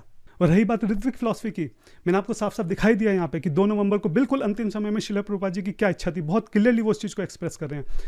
अगर आपके मन में थोड़ा सा भी श्रील प्रभुपाद जी के प्रति प्रेम है, उनकी बात की कोई वैल्यू है, उनकी इच्छा जो है उसका कोई सम्मान है, हाँ, तो इस वक्त कायदे से आपको श्रील प्रभुपाद जी से माफ़ी मांगनी चाहिए कि इतने दिनों तक जो आपने हजारों लोगों को श्रील प्रभुपाद जी से अलग किया है, हाँ, वो आपको उसके लिए माफ़ कर दें। कायदे से जितनी भी आपने इंटरनेट पे वीडियो डाली है, बोगस गुरु और ये फलाने ढंग ये सारी वीडियो जो है आपको कायदे से डाउन करनी चाहिए। और आपको जीबीसी के साथ हाथ जोड़ कर उनसे प्रार्थना करनी चाहिए कि जो हुआ उसको भूल कर, अपनी गलती को स्वीकार कर आपको श्रील प्रभुपाद जी का ये जो मिशन है इस्कॉन, जो श्रील प्रभुपाद जी कहते थे कि मेरी एकमात्र शरीर है, इस्कॉन जो है मेरी बॉडी है, मेरा शरीर है, हाँ? आपको शरीर की सेवा में दोबारा से लग जाना चाहिए। और अगर आप ऐसा नहीं करते हैं तो ये बात यहाँ पे साबित हो जाती है कि आपको श्रील प्रभुपाद जी से कोई लेना देना नहीं है, उनकी किसी भी बात से, उनकी इच्छा से, हाँ? उनके इंस्टीट्यूट से, उनके विजन से, उनकी इंस्ट्रक्शन से, किसी से आपको कोई मतलब नहीं है। आप सिर्फ जो है अपनी छोटी छोटी, सबने अपनी अपनी दुकानें खोल रखी हैं ऋत्विक के नाम पे, अपने आप को सेल्फ अपॉइंटेड वहाँ पे अपने अथॉरिटी जो है वहाँ पे डिक्लेयर कर रखा है, और उसका जो सुख है कंट्रोल करने का उसको वहाँ पे आप भोग रहे हैं। नहीं तो जो मैंने आपसे प्रश्न पूछा था कि आप जितनी भी छोटी छोटी अलग अलग ऋत्विक ऑर्गेनाइजेशंस खुली हुई हैं, आप सब लोग एकजुट क्यों नहीं हो जाते, क्यों नहीं मिल जाते? आपने क्यों नहीं जवाब दिया उसका? आप रोज़ वीडियो बना रहे हैं, लगातार एक के बाद आप जो है वीडियो रिलीज़ कर रहे हैं, दुनिया भर के शॉर्ट्स रिलीज़ कर रहे हैं, बिना किसी को जाने परखे, फटाफट बिना इन्वेस्टिगेट किए कि जो मैं बोल रहा हूँ उससे वो सही भी है कि नहीं है, उससे क्या असर होगा, बिना किसी चीज़ की परवाह किए लगातार आप लोग वीडियो निकाल रहे हैं। एक वीडियो आपने क्यों नहीं जवाब दिया आपने मेरी इस बात का? आप इतनी सारी जो ऋत्विक ऑर्गेनाइजेशंस हैं, सबका एक ही पर्पज़ है, सबकी एक ही अंडरस्टैंडिंग है ऋत्विक, आप सब लोग क्यों नहीं मिल जाते? आप मुझे जवाब दीजिए इस प्रश्न का। जहाँ तक बात हमारी है, हम लोग बिल्कुल एकदम क्रिस्टल क्लैरिटी के साथ ये चीज़ साबित कर चुके हैं कि श्रील प्रभुपाद जी की जो अंतिम इच्छा थी, जो उनका अंतिम ऑर्डर था, वो यही था कि उनके सारे शिष्य जो हैं, उनके जितने भी डिसाइपल्स हैं, जो भी क्वालिफाइड हैं, वो आगे जाके गुरु बने। उसके अलावा जो 9 आपका जुलाई का लेटर, उसकी तो धज्जियाँ उड़ा चुके हैं, बखियाँ उधेड़ चुके हैं, है ना। और जो हैंड्स फॉरवर्ड और इस सब के ऊपर छोटी छोटी चीज़ों के ऊपर आपने जो पूरी फिलॉसफी खड़ी कर रखी है, इन सबको जो है उधेड़ चुके हैं अब हम लोग। अब हमारे पास इतना समय नहीं है कि हम रोज़ रोज़ बैठ के एक ही चीज़ के लिए बार बार वीडियो बनाते रहें।